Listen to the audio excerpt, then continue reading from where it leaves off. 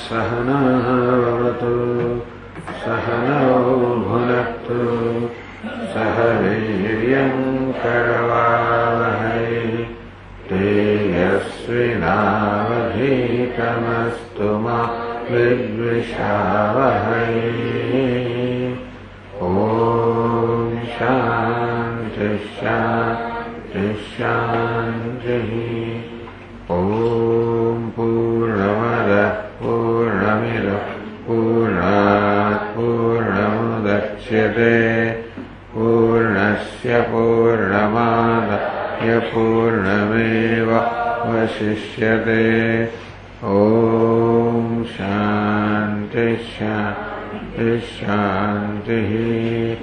श्रुतिस्मृतिपुराणानाम् आलयं करुणालयं नमामि भगवत्पादं शङ्करं लोकशङ्करं शङ्करं शङ्कराचार्यं केशवं बादरायणं सूत्रभाष्यकृतौ वन्दे भगवन्तौ पुनः पुनः। ईश्वरो गुरुरात्मेति मूर्तिभेदविभागिने व्योमवद्व्याप्तदेहाय दक्षिणामूर्तये नमः। યાજ્ઞવલ્ક્ય અને જારકકાર આર્તભાગ વચ્ચે સંવાદ ચાલી રહ્યો છે. પ્રશ્નસ્ય તુચ્છતામાભૂત ઉત્તરસ્ય તથૈવ છે. આ પ્રશ્ન કર્મ સંબંધી છે, જે સામાન્ય રીતે બધાને જ્ઞાત હોય. તેથી પ્રશ્ન ઉત્તર બંને વચ્ચેનો અનાદર ન થાય, પ્રશ્નનો અને ઉત્તરનો. ઇતિ સંચિંત્ય મતિમાન એકાંતે વાક્યમ અબ્રવીત. આ પ્રકારે વિચારીને યાજ્ઞવલ્કે એકાંતમાં ઉત્તર આપવાનું પસંદ કર્યું. અમુના એ કૃતે પૂર્વમ દેહિના પુણ્ય પાતકે તયોરેવ વસસ્તેશ મૃતો જીવન યથાધુના. જીવન અત્યારે જીવંત છે ત્યારે જેવી રીતે આ દેહી અર્થાત જીવાત્માને પોતાના પુણ્ય પાપ અનુસાર ફળનો ભોગ મળે છે, તેવી રીતે મૃત મરતી વખતે પણ મર્યા પછી પણ એ પ્રકારે કર્મથી એને ફળ મળતું હોય છે. પાપી નરકમભ્યેરી પુણ્યાત્મા પુણ્યમેવ છે. એ પાપની પ્રધાનતા છે ત્યાં નરકને પ્રાપ્ત થાય, અને પુણ્યની પ્રધાનતા હોય તો સ્વર્ગને પ્રાપ્ત થાય. પુણ્ય પાપ કરો જંતુ સુખ દુઃખ કરમ વપુહુ. એટલે પુણ્ય ને પાપ બંને લગભગ સમાન અવસ્થા હોય ત્યારે એને મનુષ્યની પ્રાપ્ત થાય, સુખ દુઃખ નું મિશ્રણ પ્રાપ્ત થાય. ટૂંકમાં છે પુણ્યનું પ્રાધાન્ય છે ત્યાં સુખનું પ્રાધાન્ય, જ્યાં પાપનું પ્રાધાન્ય ત્યાં દુઃખનું પ્રાધાન્ય, જ્યાં પુણ્ય પાપ બંને છે ત્યાં સુખ દુઃખ બંને છે. નાધિકો ન સમોવાપી ન ન્યૂનોપી ન ચ વિદ્યતે જંતુ. આ જીવાત્મા એના સ્વરૂપથી તો અધિકો ઉપર પણ વધારે પણ નથી, ઓછો પણ નથી, સમાન પણ નથી. સ્વકર્મ અસમાગત હૈ. માત્ર પોતાની ઉપાધિમાં અહમભાવને કારણે એ કર્મને વશ થાય છે, અને હવે તો ઉપર નીચે અને સમાન ભાવે જાય છે. પુણ્યાત્મા અધિકતામ્યાદિ પાપો ન્યૂનત્વમેવ છે. જે પુણ્યાત્મા છે પોતે છે એને કરતા અધિક સ્થિતિને પ્રાપ્ત કરે, જે પાપી છે પોતે એને કરતા ઉતરતી સ્થિતિને પ્રાપ્ત કરે. પાપ પુણ્ય તદ્વત સુખમ દુઃખમ નિરંતર મારતે. પુણ્ય ને પાપ નિરંતર સુખ ને દુઃખ ચાલ્યા કરે. આ પ્રકારની ગતિ એ જીવાત્માની છે. કર્મ કરે, પુણ્ય પાપ રૂપી ધર્મ રૂપી સુખ દુઃખ ફળો મળે, પાછા રાગ દ્વેષ જન્મે, પાછા કર્મ કરે. આ પ્રકારે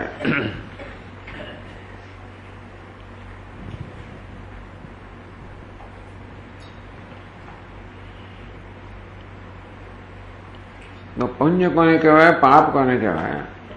કર્મણા મનસા વાચા સુખમ વા દુઃખમેવ ચ કરોતિ યત પરસ્યાયમ લભતે તન્ન સંશય. શરીરથી, મનથી, વાણીથી જે કંઈ સુખ કે દુઃખ બીજાને આપે એ વસ્તુ એને પોતાને પાછી મળતી હોય છે, એમાં કોઈ સંશય નથી. યસ્મિન દેશે યદા કાલે નિમિત્તે નયેન વા યાવદ્ધિ યાદૃશમ યેન વપુષા યચ્છત્ય પુમાન. જેવા દેશમાં, સ્થળમાં, કાળમાં, નિમિત્તમાં, સંજોગોમાં બીજાને સુખ દુઃખ આપવામાં આવ્યું હોય એવા જ દેશમાં, નિમિત્તમાં, કાળમાં વગેરે એને પાછા મળે છે. કરોતિ તત્તો ભૂય સ્વયં ઉક્ત વિશેષમ સુખમ દુઃખમ નિમિત્તમ વા તયોરાપ્નોતિ તય સદા સમમ સર્વત્ર વિજ્ઞેયમ સુખમ વા દુઃખમેવ વા નિમિત્તેન સંકર્તુઃ ઇહ દેહાંતરે અથવા. કર્મ કરનારા અહીં કે દેહાંતરની અંદર પણ જે સુખ ને દુઃખ પોતાનું જે નિમિત્ત હોય એ પ્રમાણે મળતું હોય છે. દેશ કાલાદ યોગેન કોટી કોટી ગુણમ ભવેત. યોગ્ય દેશ અને કાળનો પાત્રનો યોગ થઈ ગયો. દેશે કાલે છે, પાત્રે છે. યોગ્ય દેશ હોય, વારાણસી જેવો દેશ હોય, પછી કંઈ ગ્રહણ જેવો કાળ હોય, કોઈ વિદ્વાન બ્રાહ્મણ જેવું પાત્ર હોય, તો કોટી કોટી ગુણમ ભવેત. એક નાનકડું કર્મ પણ કરોડો ગણું ફળ આપે છે. વર્ષાસુ બીજ સંપન્ન સુક્ષેત્રે શાલયો યથા. સારા ખેતરમાં, સારી રીતે ખેડેલા ખેતરમાં અને ફળદ્રુપ જમીનની અંદર વાવેલી જે ડાંગર છે એ અનેક ગણું ફળ આપે. તેવી રીતે યોગ્ય દેશમાં, કાળમાં અને પાત્રને આપેલું દાન વગેરે જે છે એ અનેક ગણું ફળ પ્રાપ્ત કરાવે. એવું પછી ઉલટું પણ થાય. એવા દેશમાં, કાળમાં અને એવા પાત્ર સમક્ષ તમે પાપ કર્મ કરો એનું પરિણામ પણ ઘણું બધું આવે. હવે 176માં શ્લોકથી આવે છે 192 પાના પર. એવમ અજ્ઞસ્ય કર્મ વૃદ્ધિ અવશ્યમ ભવતી. આ પ્રકારે અજ્ઞાની મનુષ્ય છે એના કર્મની વૃદ્ધિ સતત થયા જ કરે છે. એ દૃષ્ટાંતેના એ દૃષ્ટાંતિ સમજાવે છે. દૃષ્ટાંતાંતરમ એક દૃષ્ટાંત આપણને આપ્યું, ખેતરમાં ખેડેલી પેલી ડાંગર છે એના જેવું બીજું દૃષ્ટાંત આપે છે. વાર્ધુષેર્વૃદ્ધિમભ્યેતિ ધનધાન્યાદિ સંચય દિને દિને યથા તદ્વત પુણ્ય પાપે ચ દેહિન. વાર્ધુષે આ વાર્ધુષી શું વસ્તુ? વાર્ધુષી વૃદ્ધે ધન પ્રયોગતા. હા, વ્યાજે વ્યાજે આવી રીતે શું કહેવાય, શ્રાફ જેને આપણે કહીએ છીએ, ટૂંકમાં શ્રાફ, જે વ્યાજે પૈસા આપતો હોય અને પછી તો કેટલું વ્યાજ લેતા હોય જૂના જમાનામાં. હજી ચાલતું હોય તો ખબર નથી, પણ એટલે માણસની સ્થિતિ જોઈને પછી વ્યાજ લેવામાં આવે. એ બહુ ખરાબ વિચારો, બહુ લાચારી સ્થિતિમાં હોય તો ભયંકર વ્યાજ લેવામાં આવે. તો આ બધા પઠાણો કરતા જ હોય છે. ખાસ કરીને પેલા મિલ મજૂરો બધા હોય ને એ બિચારાનું ખલાસ થઈ જાય. 20-22 તારીખ થાય એટલે એમનો પગાર ખલાસ થઈ જાય. એટલે પછી પઠાણ પાસે એટલે વ્યાજ કેટલું વ્યાજ લે, પણ પેલો તો 1% ને 2% એવું વ્યાજ રહે. એટલે મહિનાનું 2% એટલે વર્ષે 24% થયો. એથી વધારે લે તો એનું વ્યાજને દર આપતા આપતા પેલા એની મૂડી ખલાસ થઈ જાય બિચારાને. આવું ચાલ્યા કરે. પેલાનું વધતું જ જાય. વાર્ધુષી વૃદ્ધે ધન પ્રયોગતા. તો વ્યાજ કમાવા માટે જે અન્યને પૈસા ધીરે છે, એવું ધિરાણ કરે છે, એને જેવી રીતે વૃદ્ધિમભ્યેતિ ધન્ય ધાન્યાદિ સંચય. એનું ધન ધાન્ય બધામાં એના સંચયમાં હંમેશા વૃદ્ધિ થયા જ કરતી હોય છે.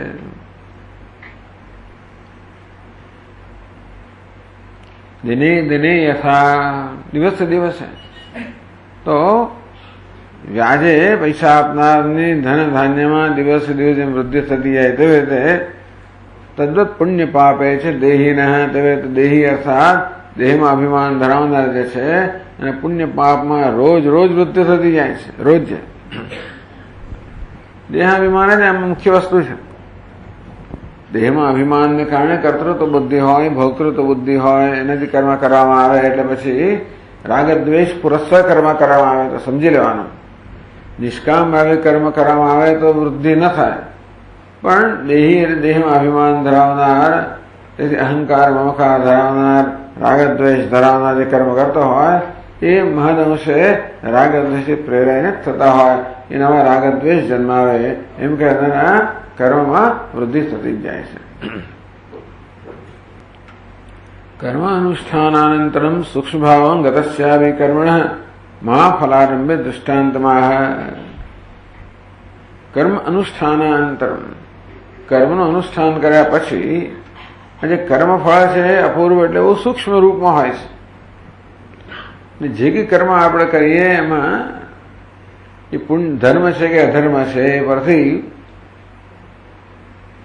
એ કર્મની સૂક્ષ્મ અસર ઉત્પન્ન થાય છે અને અપૂર્વ કહેવામાં આવે છે. એ સૂક્ષ્મ હોય છે, પણ એ જયારે ફળીભૂત થાય ત્યારે બહુ એનું મોટું ફળ મળતું હોય છે, સ્થૂળ ફળ મળતું હોય છે. એ માટે દૃષ્ટાંત આપે છે. કર્મ અનુષ્ઠાનાનંતરમ સૂક્ષ્મ ભાવમ ગતસ્યાપિ કર્મણઃ. કર્મ અનુષ્ઠાન થયા પછી એ કર્મ અત્યંત સૂક્ષ્મ ભાવને પામેલું છે. એટલે કર્મફળ જે હોય એ સૂક્ષ્મ હોય છે, અપૂર્વ, જે ટકી રહેતો હોય છે. આપણને જ્યારે પણ ફળ મળવાનું હોય ત્યાં સુધી એ સૂક્ષ્મ જે અપૂર્વ છે એ ટકી રહેતું હોય છે. નાવુક્તમ ક્ષીયતે કર્મ, કારણ કે સિદ્ધાંત એવો છે કે જ્યાં સુધી કર્મ ભોગ ન કરીએ ત્યાં સુધી ક્ષીણ થતો નથી, એટલે એ ટકી રહે છે અને યોગ્ય સમયની રાહ જોતો હોય છે પોતાનું ફળ આપવા માટે. સૂક્ષ્મ ભાવં ગતસ્ય કર્મણઃ મહાફલારંભે દૃષ્ટાંતમાં. એ મહાફળનો આરંભ કરે છે મને દૃષ્ટાંત વટયતી કહે છે પછીના શ્લોકમાં. વટધાના યથા લોકે વટસ્ય મહતો ભવેત હેતુરેવં પુણ્યપાપે મહતો સુખ દુઃખયોઃ.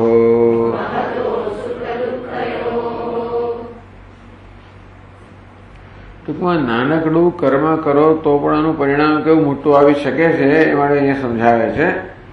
વટધાના, વટના બીજ અણુ જેવડા હોય. યથા લોકે મહતો વટસ્ય ભવેત હેતુ, જેવી રીતે વડનું આટલું નાનકડું બીજ એક મહાન વટ વૃક્ષને ઉત્પન્ન કરવાનું કારણ બને છે. એવું પુણ્ય પાપે મહતો સુખ દુઃખયોઃ હેતુ. તે મહાન આ જે પુણ્ય પાપ છે એ મહત્વ સુખ દુઃખયોઃ, સુખ અને દુઃખ, મહાન સુખ દુઃખ ઉત્પન્ન કરવા માટે કારણ બની શકે છે.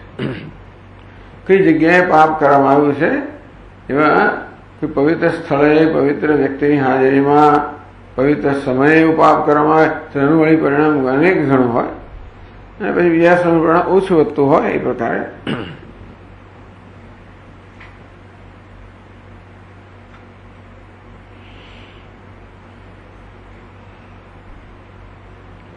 ઇત્યાદિ વચનસ્યાન્તે આર્તભાગો મહામુનિઃ યાજ્ઞવલ્ક્યં શશંસાથ. યાજ્ઞવલ્ક્યોऽપि तं મુનિम्.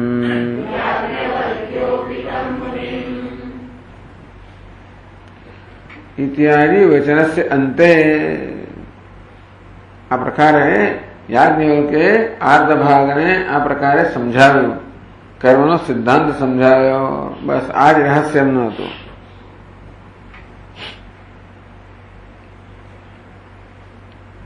આર્તભાગો મહામુનિ યાજ્ઞવલ્ક્યમ શશંસ.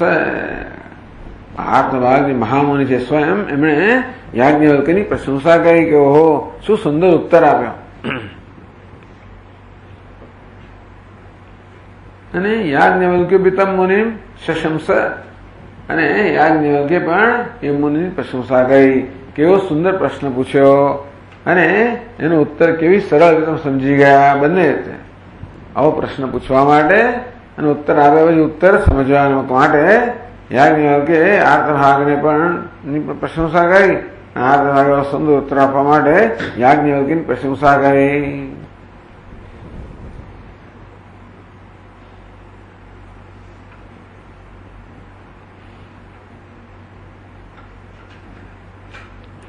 યાજ્ઞવલ્ક્યેન ઉક્તે તો પરસ્પરમ શશંસતુઃ તુષ્ટુઃ ઇતિ.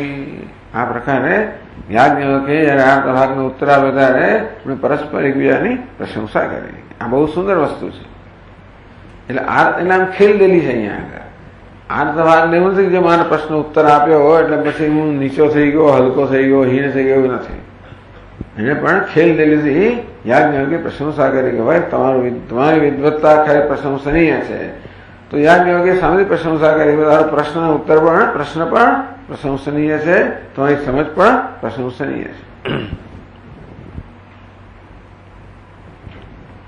તાભ્યામ છે કર્મૈવ ફલકાલેપી વ્યાપ્રિયમાણત્વાत् કાલાદિભ્ય પ્રાધાન્યેન વર્ણિતમિત્યાહ.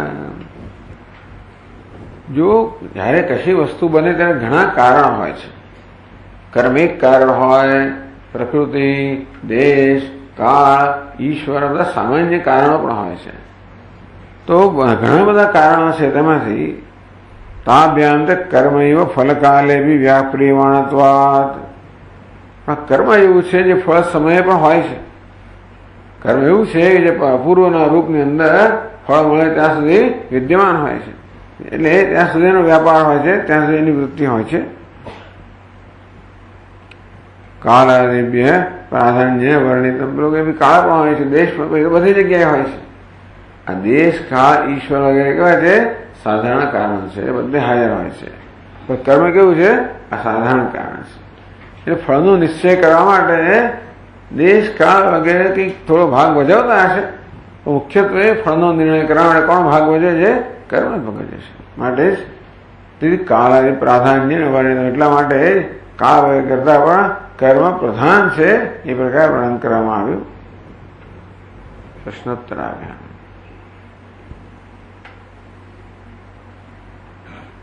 પ્રશ્નોત્તરાભ્યામ વિપ્રેન્દ્ર ऊचतु कर्म केवलम् शशंसतुस्तथान्योन्यम् एतयोरर्थमादृतौ.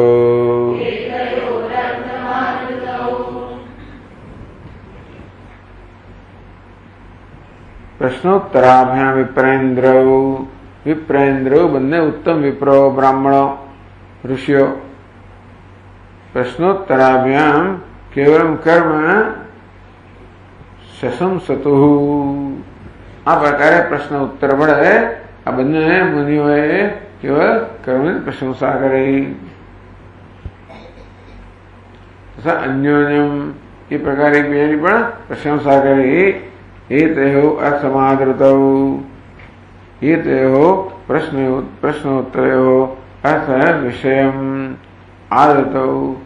બંને પ્રશ્ન ઉત્તરનો જે વિષય છે એકબીજાનો આદર કરતા કરતા બંને એકબીજાની પણ પ્રશંસા કરી. આર્તભાગ બ્રાહ્મણ વ્યાખ્યાન ઉપસંહારતે. આર્તભાગ બ્રાહ્મણ જે છે એનું વ્યાખ્યાન હવે ઉપસંહાર કરે. બીજું બ્રાહ્મણ એનો ઉપસંહાર કરે. આર્તભાગ આર્તભાગો મુનિસ્તત્ર પ્રશ્નાદુપરરામઃ ભુજ્યં લાહ્યાયનિં દૃષ્ટ્વા સ્મયમાનો વ્યવસ્થિતઃ.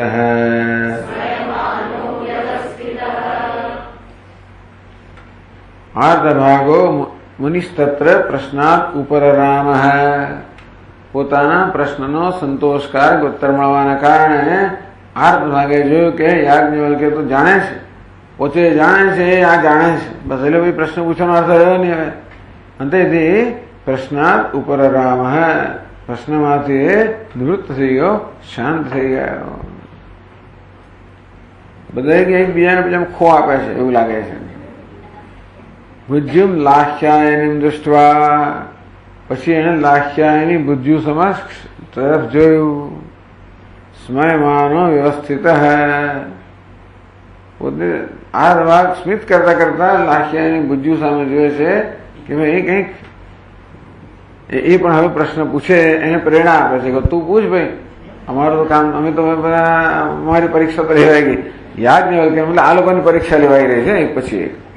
પેલા આશ્વન લેવાય, હવે આ ભાગને લેવાય, હવે ભુજ્યું આવી રહ્યા છે. સ્મયમાન, આ સ્મયમાન કોનું વિશેષણ છે? મુનિનું વિશેષણ છે. લાખ્ય સ્મયમાન વ્યવસ્થિત, એ ત્યાં સ્મિત કરતા બેઠેલા છે. ભુજ્યુમ લાહ્યાયનમ દૃષ્ટવા, આમ ભુજ્યુ લાહ્યાયની, લખ્યનો પુત્ર લાહ્ય, એનો પુત્ર લાહ્યાયની છે. સ્મયમાનો દૃષ્ટવા, એના તરફ જોયું કે ચાલો ભાઈ કે કંઈક પૂછવા માટે પ્રેરિત થાય એટલા માટે એના તરફ જોયું. હવે ભુજ્યુ લાખ્યાયની સંવાદ શરૂ થાય છે. ત્રીજું બ્રાહ્મણ બૃહદારણ્યક ઉપનિષદના ત્રીજા અધ્યાયનો.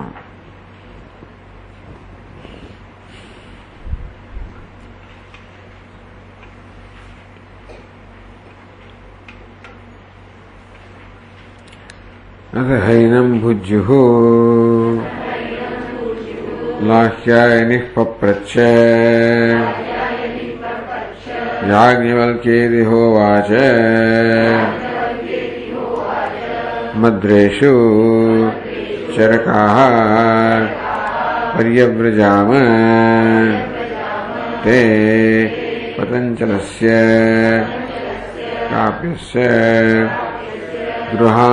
ગૃહાન અયમન તસ્ય આસીદ ગૃહીતા ગંધર્વગૃહીતા તમ પૃચ્છામ કોસીતે સહ અબ્રવીત સુધન્વા અંગસૈતે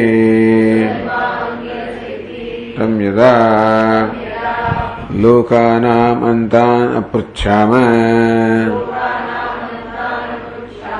અથ હેનમબ્રૂમ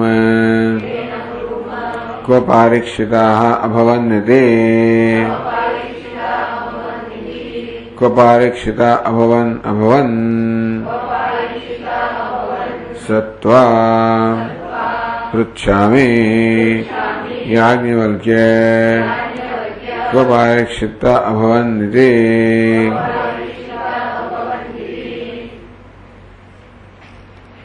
કથા કહે છે, પોતાના ભૂતકાળનો અનુભવ કહે છે.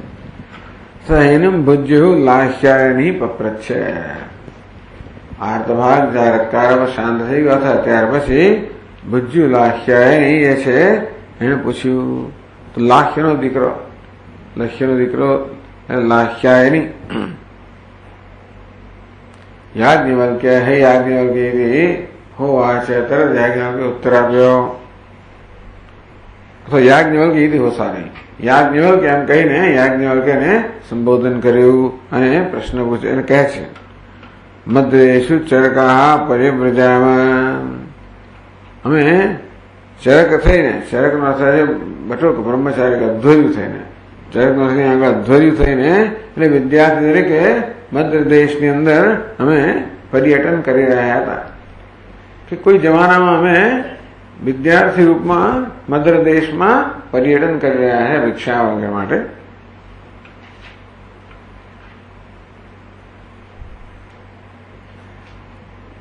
તે પતંચલસ્ય, અહીંયા પતંજલ પતંચલ બંને બરાબર છે. કાપ્યસ્ય ગૃહાન એવ, તો અમે એમ કરતા કરતા પાદંચલ કાપ્ય જતો એના ઘરે આવી પહોંચ્યા. તસ્ય આસિત દુહિતા ગંધર્વ ગૃહિતા, એ દીકરી હતી એમાં ગંધર્વે પ્રવેશ કર્યો હતો, ગંધર્વને વળગ્યો હતો એનો અર્થ દીકરીને. તમે પૃચ્છામાં, એ ગંધર્વ તમે પૂછ્યું કોસીતી, એ ગંધર્વ તું કોણ છે? સબ્રવીત સુધન્વા અંગરસાઈ, પોતાનું નામ ને ગોત્ર કહ્યું. સુધન્વા અંગરસાઈ, સુધન્વ નામ છે, અંગેશ ગોત્ર નો છું, એ પ્રમાણે. તેમ યદા લોકોના અંતાન પૃચ્છામાં, અમે જયારે એ લોકના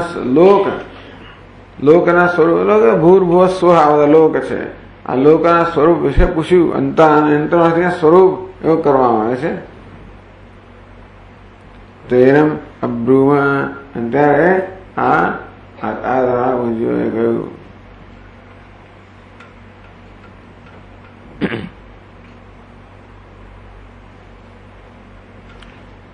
સ્વબ્રવીત સુધન્વા અંગરસૈતી તમે લોકાનામ અંતાનામ પૃચ્છામાં અથ એને અબ્રુમ.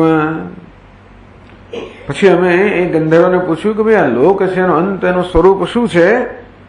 ત્યારે એને અબ્રુમ ક્વ, એને અમને કહ્યું લોકનું સ્વરૂપ શું છે કહ્યું. પછી એને ક્વ પારીક્ષિતા અભવન હતી. પછી અમે પૂછ્યું કે આ પારીક્ષિતજી ક્યાં છે? ક્વ પારીક્ષિતા અભવન સત્વા પૃચ્છામી યાજ્ઞવલ્ક્ય. અમે એમને પૂછ્યું, એનો ઉત્તર મળ્યો છે અમને. આ પારીક્ષિત ક્યાં છે? તો આ લોકનું અંત, એનું સ્વરૂપ શું છે, એનું પરિમાણ શું છે, અને પારીક્ષિતો ક્યાં છે, અમે એને પૂછ્યું ગંધર્વને. અને ત્યારે સત્વા પૃચ્છામી યાજ્ઞવલ્ક્ય, એવો હું હે યાજ્ઞવલ્ક્ય તને પૂછું છું. કો પારીક્ષિતા અભવાનિધિ, તો આ પારીક્ષિતો ક્યાં છે, ક્યાં હતા, એ અમે તને પૂછીએ છીએ, હું તને પૂછું છું. અમે તો જે પ્રકારનો ઉત્તર અમે ગંધર્વ પાસેથી પ્રાપ્ત કર્યો એ તને પૂછ્યું. શું કહ્યું અમને એને? બોલો, પેલા અમને જે ગંધર્વે એને અમને શું કહ્યું એ તું અમને કહે.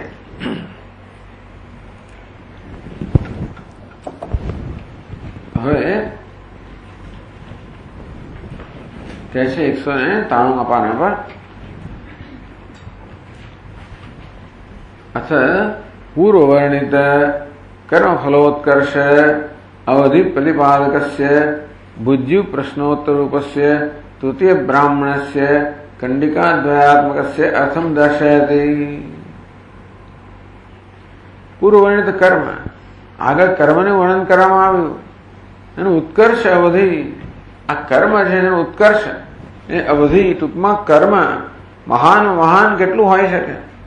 આ કર્મનો સૌથી વધારે મહાન ફળ શું હોઈ શકે? કર્મનો ઉત્કર્ષ નહીં. કર્મ જે એનું એ બધું વધતું જ જાય, ઉત્કર્ષ એની અવધિ ક્યાં સુધી કર્મ વધે? કર્મ કેટલું મહાન ફળ આપી શકે? પ્રતિપાદકસ્ય, આ કર્મના ફળના ઉત્કર્ષની અવધિ. કર્મફળ વધતું જાય એમ કરી નહીં, ક્યાં સુધી જાય એની અવધિનું પ્રતિપાદન કરનાર આજે ભુજ્યુ પ્રશ્નોત્તર રૂપસ્ય. આ ભુજ્યે આ વિષયમાં પ્રશ્ન કર્યો, યાજ્ઞવલ્ક્ય ઉત્તર આપ્યો. કર્મના ઉત્કર્ષની અવધિ. તૃતીય બ્રાહ્મણસ્ય, ત્રીજું બ્રાહ્મણ છે એ ભુજ્યુ. તો કંડિકા દ્વયાત્મક, બે કંડિકાઓ છે, બે કંડિકાઓ વાળું ત્રીજું બ્રાહ્મણ છે. અર્થમ દર્શયતી, ગ્રંથકારનો અર્થ દર્શાવે છે. યાજ્ઞવલ્ક્ય ચતુર્વિંશતિ શ્લોકૈ, 24 શ્લોકોમાં. તો કહે છે યાજ્ઞવલ્ક્યેતિ સંબોધ્ય લાહ્યાય નિરવસ્થિતમ ભુજ્યુષ્દુષ્ટાવિસંધિસ્સન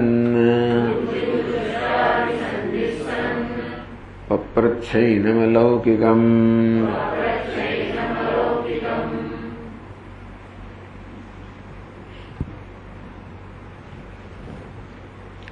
યાજ્ઞવલ્ક્ય સંબોધ્ય, સંબોધ, હે યાજ્ઞવલ્ક્ય, લાહ્યાયનિ અવસ્થિતમ, भुज्युः लास्यायनी दुष्टाभिसंधि सन्न। दुष्ट अभिसंधि कैसे? ततो भुज्युनामा लास्यायनी लक्ष्यस्य अपत्यत्वेन प्रसिद्ध है। आम तो लक्ष्यनो पौत्र થવો જોઈએ, પુત્ર નહીં. લક્ષ્યનો પુત્ર લાહ્ય, એનો પુત્ર લાહ્યાયની એવું થવું જોઈએ. એટલે અપત્યનો અર્થ પૌત્ર પણ થઈ શકે. એટલે લક્ષ્યના કુળમાં રહેલો લક્ષ્યસ્ય અપત્યત્વેન પ્રસિદ્ધ લાહ્યાયની, એ લક્ષ્યના અપત્ય પૌત્ર તરીકે પ્રસિદ્ધ છે લાહ્યાયની.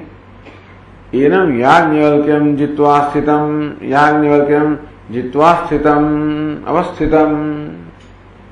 તો યાજ્ઞવલ્ક્ય અવસ્થિતમ, બંને પેલા મહાનુભાવો પર વિજય પ્રાપ્ત દિગ્ગજો, બે દિગ્ગજો પર વિજય પ્રાપ્ત કરનાર જે યાજ્ઞવલ્ક્ય રહેલા છે એમને પૂછ્યું. નામના સંબોધ્ય, એવા તો બે વિદ્વાનો પર વિજય પ્રાપ્ત કર્યો છે એવા યાજ્ઞવલ્ક્યને નામથી સંબોધન કર્યું કે હે યાજ્ઞવલ્ક્ય. અલૌકિકમ પપ્રચ્છ, એનમ અલૌકિકમ પપ્રચ્છ. અલૌકિકમ લોકે પ્રસિદ્ધમ પપ્રચ્છ. અલૌકિકમ લોકમાં જેની પ્રસિદ્ધ નથી, ટૂંકમાં અલૌકિક દેવતાઓ પાસેથી પ્રાપ્ત થયેલું આ જ્ઞાન છે અને તેથી કોઈ જાણતું ન હોય, કોઈક જ જાણતો હોય તો લોકે પ્રસિદ્ધમ પપ્રચ્છ. હું એને કેમ પૂછ્યું? યત દુષ્ટાભિસંધિ દુષ્ટાભિપ્રાય, એની એનો અભિપ્રાય જે છે ને એ દુષ્ટ હતો. યાદ આમાં તો આની અંદર તો છળ કપટનો ઉપયોગ થાય જ છે. આજે આખી ચર્ચા થઈ રહી છે એની અંદર તો, કારણ કે આ જલ્પ અને વિતંડા જલ્પ છે, એકબીજાને હરાવવાનો પ્રયત્ન છે. તો પ્રયત્નમાં મુખ્ય આશય તો સત્યનું રક્ષણ કરવાનો જ છે એટલે ચાલે છે. કે છે જેવી રીતે આપણે છોડને રક્ષણ કરવા માટે ઓલી કાંટાની વાડ કરીને, તો સત્યના રક્ષણ માટે આ કાંટાની વાડ છે. એને પણ અનુમતિ આપવામાં આવી છે. તો દુષ્ટ અભિસંધિ, એનો દુષ્ટ અભિપ્રાય શું છે? તો કે અલૌકિક વસ્તુ છે ને, યાજ્ઞવલ્ક્ય જો એને લોકમાં પ્રસિદ્ધ કરી દેશે, જો અહીંયા હું જે પ્રશ્ન પૂછું છું એનો ઉત્તર બીજા બધાની સમક્ષ આપી દેશે, તો દૈવથી પ્રાપ્ત થયેલું જ્ઞાન, અલૌકિક જ્ઞાનને આવી રીતે પ્રગટ કરવા માટે એ દોષિત થશે. ધારો કે મને કહેશે કે ભાઈ હે ભુજ્યું, ચાલો આપણે એકાંતમાં જેની ચર્ચા કરીએ, તો વારંવાર એવું કરવા પછી પેલા બધા વિદ્વાનો બધા નાસીપાસ થઈ જાય અને એ લોકો ગુસ્સે થઈ જાય. શાપ આપે એટલે શું છે આખો દડો છે ને બહાર ચાલ્યા કરે, અમારી ગેરહાજરી, અમારી હાજરીમાં કેમ નથી કહેતા? એટલે બંને રીતે ઉભય પાછા રજ્જુ હોય એવું કહેવામાં આવે, બંને રીતે એને બાંધવામાં આવે કે જવાબ આપે તોય પણ એ દોષિત ઠરે, ન આપે તો જવાબ આપે તો દેવતાને દોષિત ઠરે, ન આપે તો આ બ્રાહ્મણ દોષિત ઠરે. એ પ્રકારના અભિપ્રાયથી આ ભુજ્યુ લાસ્યાયની એ પ્રશ્ન પૂછે છે. તત્ર ભુજ્યુ મયા દેવમુખાદ અયમ અર્થો વિદિત ઇતિ સૂચનેન. ત્યારે ભાઈ આ પ્રશ્ન દ્વારા પોતે ભુજ્યુ કથા કહેવાની શું જરૂર છે? સીધો પ્રશ્ન પૂછને, પણ આ કથા કહેવાની પાછળ આશય એ છે કે જો હે યાજ્ઞવલ્ક્ય, આ જ્ઞાન મને દેવતા પાસેથી પ્રાપ્ત થયું છે. મયા દેવમુખાદ અયમ અર્થો વિદિત, દેવના મુખથી મને આ જ્ઞાન પ્રાપ્ત થયું. ઇતિ સૂચનેન યાજ્ઞવલ્ક્યાત સો ઉત્કર્ષમ સૂચયન. કે યાજ્ઞવલ્ક્ય, જો કે યાજ્ઞવલ્ક્ય દેવતા પાસેથી જ્ઞાન પ્રાપ્ત થયું, છતાં પણ યાજ્ઞવલ્ક્ય જાણતા હશે તો દુનિયા જાણે, એ તમે જાણતા હશો, પણ મેં તો દેવતાના મુખી જ્ઞાન પ્રાપ્ત કર્યું છે અને તેથી તમારે બધા ચડિયાતો છો. યાજ્ઞવલ્ક્યાત સો ઉત્કર્ષમ સૂચયન. યાજ્ઞવલ્ક્ય પોતાના ચડિયાતાપણાનું સૂચન કરે છે. પૂર્વવૃત્તમ શ્રાવયિત્વા પૃચ્છતિ. પહેલા જે બનેલું એ સંભળાવીને પછી પ્રશ્ન કરે છે. કયા સંજોગોમાં અમને જ્ઞાન પ્રાપ્ત થયું એ કયા પછી પ્રશ્ન કરે છે. મદ્રયતિ ચતુર્ભિ, આ 4 શ્લોકોની અંદર.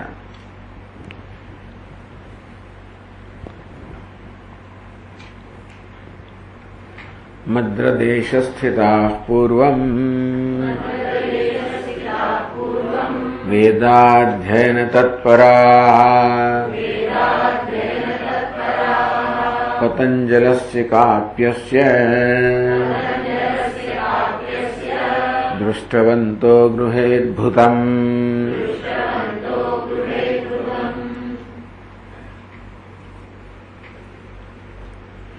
वयं वेदाध्ययनाय मद्रदेशे विचरन्तः सन्तः मद्रदेशस्थिताः पूर्वं वेदाध्ययन तत्पराः वेदना अध्ययन में तत्पर થયેલા અમે તત્પર એટલે માત્ર વેદનું અધ્યયન જ ભરેલા વેદના અધ્યયનમાં તત્પર અમે એક વખતે મદ્રદેશમાં હતા અને વિચરણ કરતા હતા વેદાધ્યયનાય મદ્રદેશે વિચરંતઃ સંતઃ વેદ એટલે ભિક્ષાટન માટે વેદના અધ્યયન માટે પણ એવું પણ હશે કદાચ કે જે જગ્યાએ કે મહાપુરુષ હોય જેને વેદનું જ્ઞાન હોય એની પાસે જઈને આ જ્ઞાન પ્રાપ્ત કરો એ પ્રકારનો પણ એમનો ઈરાદો હશે વેદના અધ્યયન માટે એટલે ઉપાસનાનું રહસ્ય જે લોકો જાણતા હોય એની પાસે જઈને તમે રહસ્ય પ્રાપ્ત કરો એ માટે અમે મધ્ય દેશની અંદર વિચરણ કરતા હતા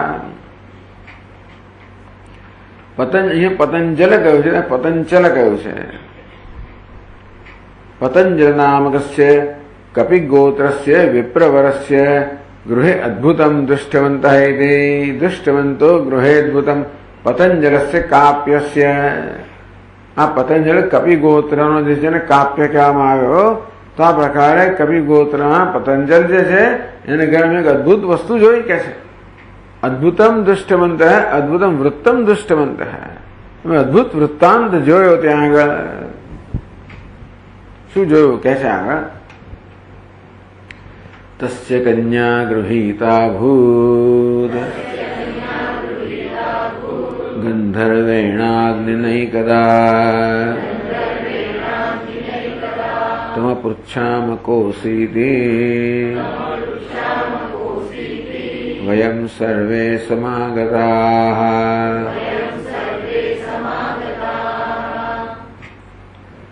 तस्य कन्या गृहीता अभूत् ગંધર્વેણ અગ્નિના એકદા ગંધર્વ એક દિવસ રોજ નહીં થતો પણ એ અમે જયારે ગયા ત્યારે એકદા ગંધર્વેણ અગ્નિના તસ્ય કન્યા ગૃહિતા અભૂત ત્યારે અગ્નિ ગંધર્વ અગ્નિનું પણ નામ છે એવું કહે છે અહીંયા આગળ તો અગ્નિ દેવતા જે છે ને એને આ પતંજલની કાપ્યની કન્યામાં પ્રવેશ કર્યો હતો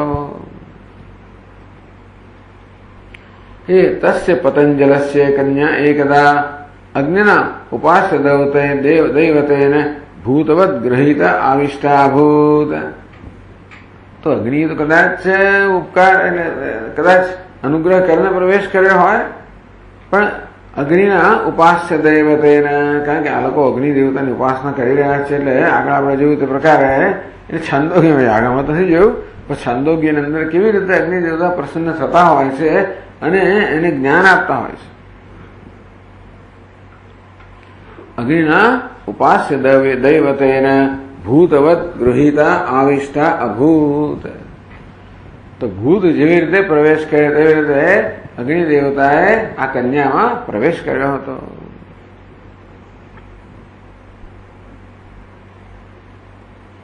ગંધર્વેણ અગ્નિના કીદૃશેન અગ્નિને કયા પ્રકારના અગ્નિએ એનામાં પ્રવેશ કર્યો હતો શ્રુતૌ ગંધર્વ શબ્દોક્તેન શ્રુતિ એટલે ગંધર્વેણ અગ્નિના બંને શબ્દોનો પ્રયોગ કર્યો શ્રુતિમાં ગંધર્વ શબ્દનો પ્રયોગ કર્યો છે પણ આ ગ્રંથકાર કહે છે ગંધર્વ એટલે અગ્નિ ગંધર્વ શબ્દો હિ કોશે અશ્વવાચકતયા પ્રસિદ્ધ આ ગંધર્વ કેવા હોય છે ખબર છે એમનું મુખ છે ને એ એક ઘોડાનું હોય અને પેલું શરીર માણસનું હોય એવા હોય ને ગંધર્વ અને કિન્નરો જો હોય છે કંઈક એનું બીજું કઈ શરીર હોય છે હા કિન્નરનો ઘોડા વાનર જેવો હોય છે કિન્નરનો વાનર જેવો હોય મો વાનર જેવો હોય અને ગંધર્વનો ઘોડા જેવો હોય એવું છે એવું કંઈક છે એટલે ગંધર્વ શબ્દો કોશે અશ્વવાચકતયા પ્રસિદ્ધ ટૂંકમાં ગંધર્વ શબ્દનો અર્થ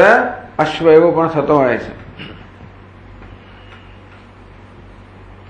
એટલે એવું છે ને આપણે બૃહદારણ્યકના પ્રારંભમાં અશ્વમેધ યજ્ઞની ઉપાસના હતી અશ્વનું વર્ણન હતું. વિરાટ પુરુષ જે છે તો અગ્નિ જે છે ને એ વિરાટ પુરુષ છે, અગ્નિની રૂપમાં એની ઉપાસના થતી હોય, અને વિરાટ પુરુષનું અશ્વના રૂપમાં વર્ણન હતું. એટલે અશ્વ જ વિરાટ પુરુષ છે, એના જ અગ્નિ દેવતા છે.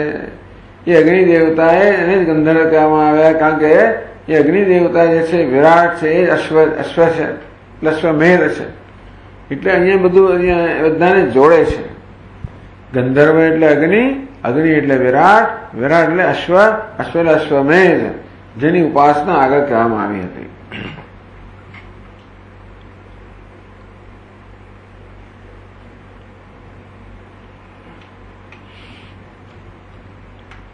गंधर्व शब्दो ही कोशे अश्ववाचकतया प्रसिद्ध है.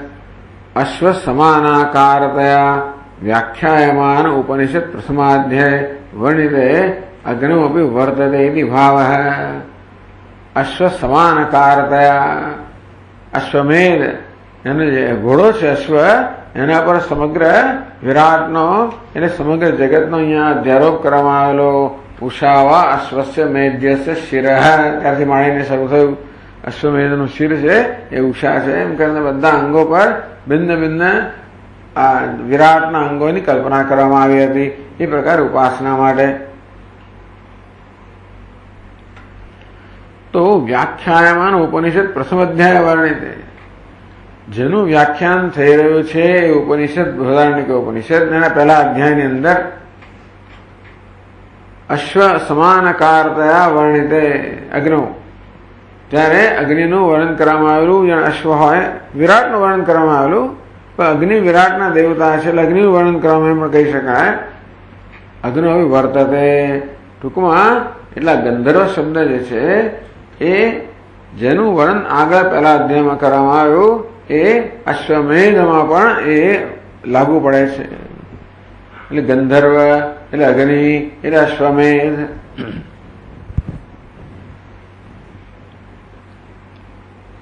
તમ અપૃચ્છામાં કોશીતિ વયમ સર્વે સમાગતા, અમે ત્યાં બધા ભેગા મળ્યા. એને પૂછ્યું, એ ગંધર્વને પૂછ્યું કે અગ્નિ દેવતાને પૂછ્યું. તમ અગ્નિમ પ્રતિ નામની ગોત્રે જ પૃષ્ઠે, એ અગ્નિ અમે કહ્યું તારું નામ શું છે, તારું ગોત્ર કયું છે. તેને સુધન્વાય તે નામતઃ અંગેસ ગોત્રેણ અસ્મિતિ યુક્તે. હા, પછીના શ્લોકમાં આવે છે, તો પછીના શ્લોકમાં કહે છે સુધન્વાંગિરસોસ્મિતિ સોબ્રવીત નો દ્વિજોત્તમાન સમપૃચ્છામ લોકાનામ અંતાન ગંધર્વ પુંગવમ.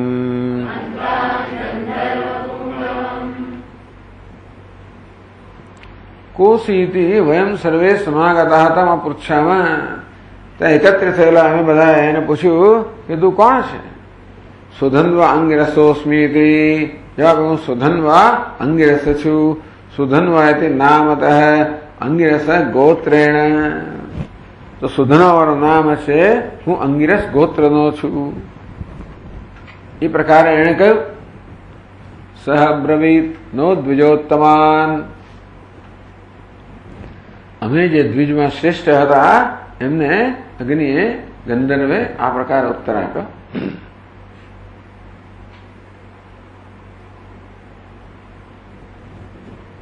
તમ પૃચ્છામઃ લોકાનામ અંતાંતમ ગંધર્વ પુંક્તમ ગંધર્વ પુંગમ લોકાનામ અંતામ અપૃચ્છામઃ. તો ગંધર્વ શ્રેષ્ઠ મેં આ લોકનો અંત ક્યાં છે. લોકાનામ એટલે કર્મફલાનામ. આ લોક શબ્દનો અર્થ ઘણી વાર કર્મફળ કરવામાં આવતો, કારણ કર્મફળ રૂપે આપણને લોક પ્રાપ્ત થતો હોય છે. પૃથ્વીલોક પ્રાપ્ત થાય, પિતૃલોક પ્રાપ્ત થાય, સ્વર્ગલોક પ્રાપ્ત થાય વગેરે. અથવા લોકાનામ કર્મફલાનામ અંતાન પ્રાંતાન સ્વરૂપાણી, અંતનો પ્રાંત કર્યો, અંત સ્વરૂપ કર્યો. અંત એટલે સ્વરૂપ. ઉભયરૂપી દૃષ્ટોંત ત્વનયોસ તત્વદર્શી, તત્વદર્શીએ બંનેનું સ્વરૂપ જાણેલું છે. સત કોને કહેવાય, અસત કોને કહેવાય, એ રીતે. તો અંતાન, પ્રાંતાન, પ્રાંત, પ્રઅંત, પ્રાંત એ પણ એની સીમાવાળો હોય ને દેશ. અને સ્વરૂપાણી એનું શું સ્વરૂપ છે? એમાં પૃચ્છામાં પૃષ્ઠવંત હતી. ટૂંકમાં કર્મફળનો અંત ક્યાં છે? વધુમાં વધુ કેટલું કર્મનું વધુમાં વધુ શું ફળ પ્રાપ્ત થઈ શકે? કર્મફળનો અંત ક્યાં છે એટલે એની અવધિ ક્યાં છે? અને વધુમાં વધુ ક્યાં સુધી કર્મનું ફળ ક્યાં સુધી હોઈ શકે? કેટલી મોટી વસ્તુ તમે પ્રાપ્ત કરી શકો કર્મના પરિણામે. એ કહે છે કે ભાઈ દુનિયાની અંદર અશ્વમેધ સમાન કોઈ કર્મ નથી અને ભ્રૂણ હત્યા સમાન કોઈ પાપ નથી. અશ્વમેધ સમાન કોઈ પુણ્ય નથી, ભ્રૂણ હત્યા સમાન કોઈ પાપ નથી. એટલે અશ્વમેધથી સૌથી વધારે પુણ્ય પ્રાપ્ત થાય અને તેથી શ્રેષ્ઠ સર્વશ્રેષ્ઠ લોક અને સુખ પ્રાપ્ત થાય એમ એને પૂછ્યું.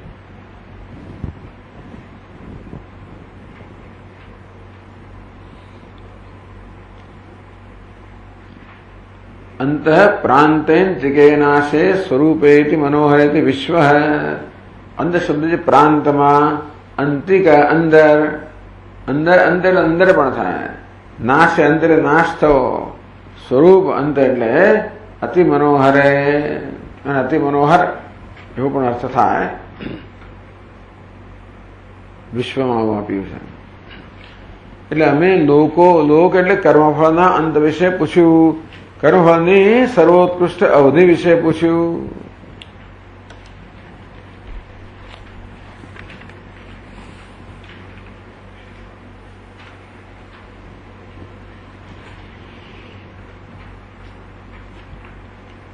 પારીક્ષિતા સ્થિતા યત્ર લોકાંતસ્તત્ર સંસ્થિતઃ इत्युक्ते लोकमानेऽस्मिन् अपृच्छाम पुनर्वयम्.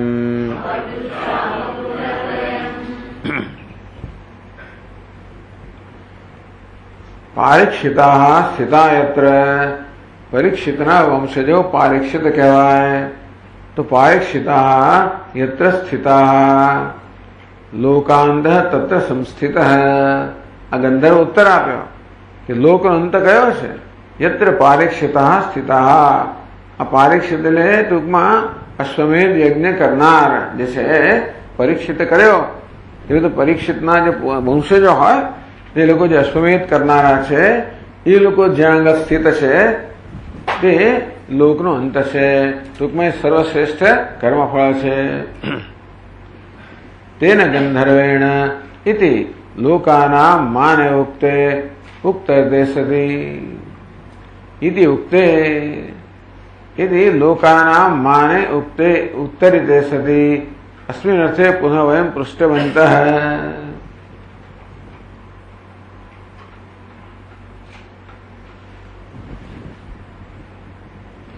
इति उक्ते लोकमाने अस्मिन् अपृच्छाम पुनर्वयम्। લોકમાને એ લોકનું માન એટલે પરિમાણ એટલે માપ. જ્યાં પારીક્ષિતો છે એ લોકનું માપ કેટલું છે બધું વર્ણન કરશે આગળ. અસ્મિન પૃચ્છામાં પુનર્વયમ એટલે એમને જયારે કહ્યું કે ભાઈ લોકનો અંત છે કયો તો કે પારીક્ષિત જ્યાં આગળ છે ત્યાં, તો પછી એ લોકનું પરિમાણ એટલે કે માપ કેટલું છે એ અમે પૂછ્યું. બે પ્રશ્નો પૂછ્યા. એક તો લોક અર્થાત કર્મફળની અવધિ કઈ છે, અને બીજું એ પારીક્ષિતો જે કર્મફળની અવધિરૂપી લોકમાં છે એનું માપ કેટલું છે એવું પૂછ્યું. તેન ગંધર્વેણ ઇતિ લોકાના માને ઉત્તરિતે સતી અસ્મિન અર્થે પુનઃ વયમ પૃષ્ઠવંતઃ. એમણે જયારે લોકનું પ્રમાણ કે માપ આપણને કહ્યું ત્યારે એમણે બીજું પાછું પૂછ્યું. ઇતિ કિમ પારીક્ષિતા યત્ર ગચ્છન્તિ તત્ર કર્મફલના અંતઃ સ્થિતઃ નિશ્ચિતઃ તતઃ અધિકમ કર્મફલમ નાસ્તિ ઇતિ યાવત.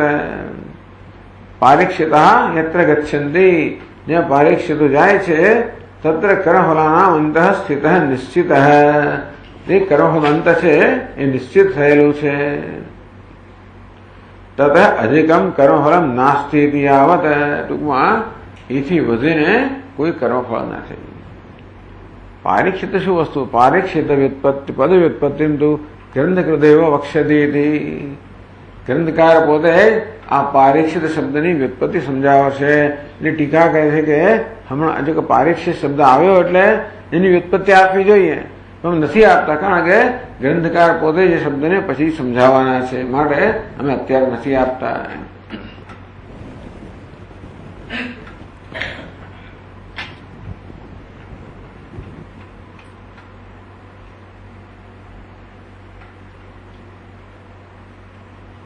તો બીજા શ્લોકમાં કહે છે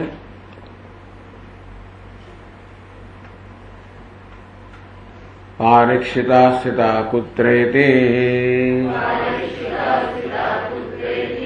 ઉક્તે સ્થાનમ સનો વદત તસ્થાનમ કિંચ માનમ કિમ લોકાનામ કેચ તે વદ इत्युक्ते याज्ञवल्क्योऽपि सर्वमेतदुदैरयत.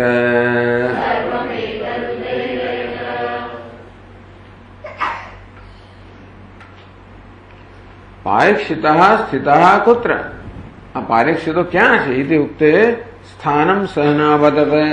હજી કહે છે લાખ્ય મુજ્યુ લાખ્યાયની. અમે જયારે એને પૂછ્યું પારીક્ષિતા સ્થિતા કુત્ર, આ પારીક્ષિતો છે એ ક્યાં રહેલા છે? એ વખતે સહ સ્થાનમ ન અવદત, ત્યારે અમને એને સ્થાનની વાત કરી. સ્થાનમ કેમ, એ સ્થાન કયું છે? કિમ છે માનમ, એ સ્થાનનું માપ કેટલું છે? લોકાનામ કે છે તે વદ, અને કયા લોક છે તે વદ આમને કહો. તે પારીક્ષિતા એવ કુત્ર સ્થિતા इति अस्माभिः उक्ते पुनः पृष्ठे सति स गंधर्वः न अस्मभ्यं पारीक्षितानां गतिं स्थानम अवदत् इति. અમે પારીક્ષિતો ક્યાં રહેલા છે પૂછ્યું ત્યારે એ ગંધર્વે એ પારીક્ષિતોનું જે સ્થાન છે એ વિશે કહ્યું. હે યાજ્ઞવલ્ક્ય અધુના ત્વમ વદ, એમને તો એને કહ્યું, પણ હે યાજ્ઞવલ્ક્ય હવે તું કહેવાય. તત્સ્થાનમ કિમ, એ કયું સ્થાન છે જ્યાં આગળ પારીક્ષિતો રહેલા છે?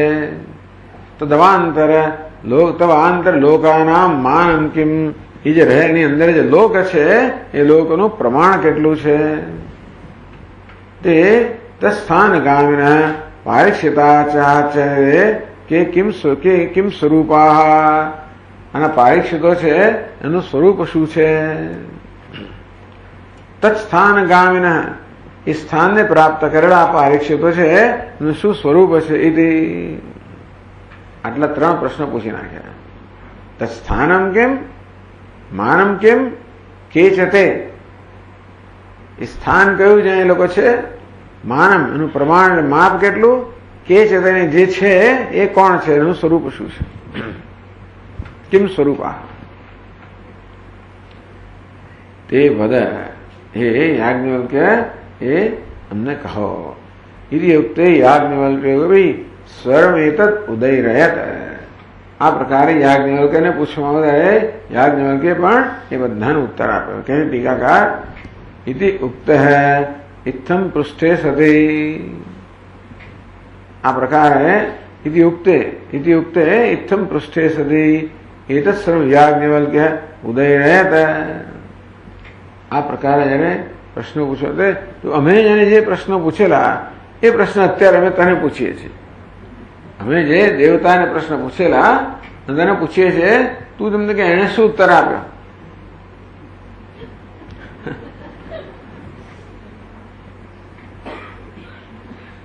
इत्युक्ते इत्थं पृष्ठे सति एतत् सर्वं याज्ञवल्क्य उदयरयत.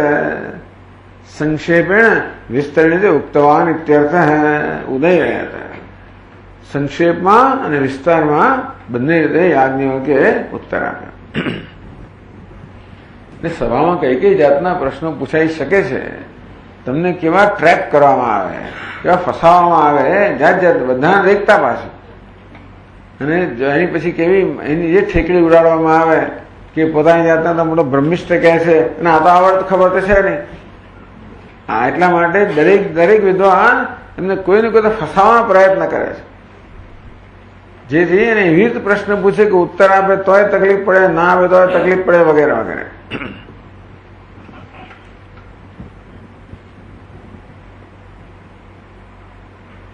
तत्र संक्षेप अभिमान प्रयोजकम सूचयन् याज्ञवल्क्यः भुज्यं तावत् उपालभते। तत्र संक्षेप अभिधान प्रयोजकम सूचयन् याज्ञवल्क्य છે કે હું સંક્ષેપમાં ઉત્તર આપીશ. એનું કારણ શું, એનું પ્રયોજન પણ કહે છે. કયું કયું કારણ છે જેથી આનો ઉત્તર સંક્ષેપમાં આપવામાં આવશે. યાજ્ઞવલ્ક્યો ભુજ્યમ તાવત ઉપાલભતે. પહેલા યાજ્ઞવલ્ક્ય આ ભુજ્યને થોડો ઠપકો આપે છે. એ દ્વારા કારણ કહે છે કે શા માટે હું માત્ર સંક્ષેપમાં જવાબ આપીશ. ગંધર્વેણ ગંધર્વેણ રિતં પૂર્વમ તુભ્યમેતત પુનઃ કથમ દેવગુહ્યમ સમાજેસ્મિન જાનન સન વિપ્રપૃચ્છસે.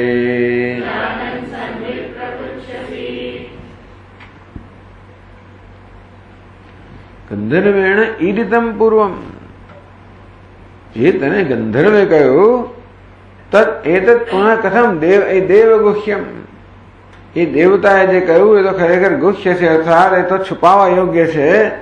તો એતત પુનઃ કથમ સમાજ અસ્મિન, તું જાણે છે કે દેવતાએ જે કહ્યું હોય એ બહાર પ્રગટ કરવાનું હોતું નથી. દેવગુહ્યમ, દેવતાએ જે રહસ્ય કહ્યું હોય ને રહસ્ય જ રાખવાનું હોય છે, એને સમાજમાં પ્રગટ કરવાનું હોતું નથી. જાણે તું જાણે છે, અને છતાં પણ હે વિપ્ર અસ્મિન સમાજે પૃચ્છસી કથમ પૃચ્છસી, તો પછી સમાજમાં બધાને દેખતા કેમ પૂછે તું? એને રહસ્ય રાખવું છે તને ખબર નથી તો કેમ પૂછે? ઉલટો એને પછી એ ઠપકો આપવામાં આવ્યો. કહે છે ટીકાકાર એતત સ્થાનાધિકમ, એતત આ સ્થાન, એનું માપ, એનું સ્વરૂપ, તુભ્યમ ગંધર્વેણ ઉક્તમ, આ વસ્તુ તને ગંધર્વે કહી છે, દેવતાએ કહી છે, તું જાણે છે. તો આમ જાનન સમાજે કેમ પૃચ્છસી, એવું જાણતો હોવા છતાં પણ આ સમાજમાં બધાને દેખતા કેમ મને પૂછી રહ્યો છે?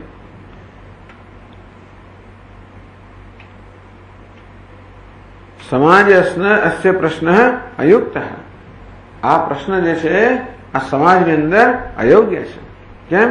એ તો દેવગુહ્યમ, કારણ કે આ તો દેવતા વડે અપાયેલું રહસ્ય જ્ઞાન છે. દેવતા વડે અપાયેલું રહસ્ય જ્ઞાન હોવાને કારણે એને રહસ્ય જ રાખવું જોઈએ, એને છતું ન કરવું જોઈએ. દેવગુહ્યમ દેવ સંબંધી રહસ્યમિતિ, તો દેવ સંબંધી રહસ્ય છે માટે એને ગુપ્ત રાખવું જોઈએ.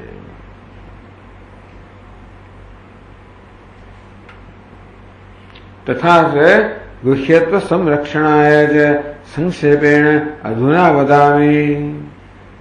તેથી હું તને સંક્ષેપમાં જવાબ એટલા માટે આપીશ કે એના ગુપ્તપણાનું રક્ષણ થાય.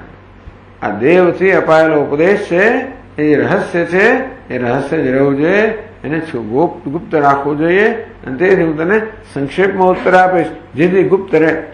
જાહેર સભામાં તો પૂછે છે, જાહેર સભામાં ઉત્તર આપવાનો છે તો ઉત્તર આપે છે તું સમજે ને બીજા કોઈ ના સમજે, એટલે સંક્ષેપમાં ઉત્તર આપે છે. સોપાસના અશ્વમેધ કૃતો જનાઃ સોપાસન અશ્વમેધ ફલમ યત્ર ભુંજન્તિ તત્ર ત્વત્પૃષ્ટાઃ પારીક્ષ્યતઃ અગચ્છન ગતાઃ ઇતિ. અશ્વમેધનો યાગ જયારે કરે ઉપાસના સહિત, અશ્વમેધનો યાગ જયારે ઉપાસના સહિત કરવામાં આવે, જનાઃ સ ઉપાસન અશ્વમેધ ફલમ યત્ર ભુંજન્તિ. અશ્વમેધ કર્મ તો ખરું, જો ઉપાસના કરે ત્યારે સર્વોત્કૃષ્ટ ફળ પ્રાપ્ત થાય. એટલે ઉપાસના સહિત જેને અશ્વમેધ યજ્ઞનું અનુષ્ઠાન કર્યું છે એ લોકો એ કર્મના પરિણામે જે કર્મ ફળ આવે એ ક્યાં ભોગવે છે? તત્ર ત્વત્પૃષ્ટા પારીક્ષિતા અગચ્છન ગતા. ત્યાં આગળ જે પારીક્ષિત લોકો છે ને એ ત્યાં ગયેલા છે.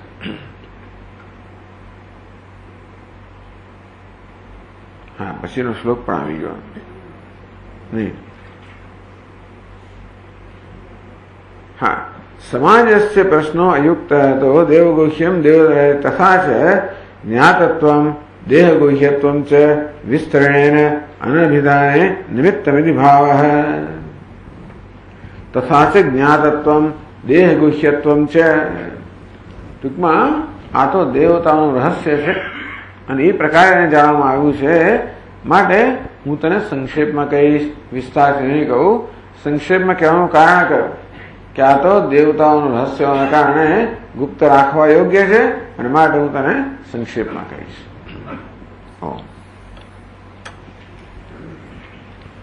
ઓમ પૂર્ણમદ પૂર્ણમિદં પૂર્ણાત પૂર્ણમુદચ્યતે મેવાવશિષ્યતે. ઓમ શાંતિ શાંતિ શાંતિ. શંકરં શંકરાચાર્યં કેશવં બાદરાયણં सूत्रभाष्यकृतौ वन्दे भगवन्तौ पुनः पुनः. ईश्वरो गुरुरात्मेति मूर्तिभेदविभागिने व्योमवद्व्याप्तदेहाय दक्षिणामूर्तये नमः. ॐ शान्ति शान्ति शान्तिः. हरि ओम. श्री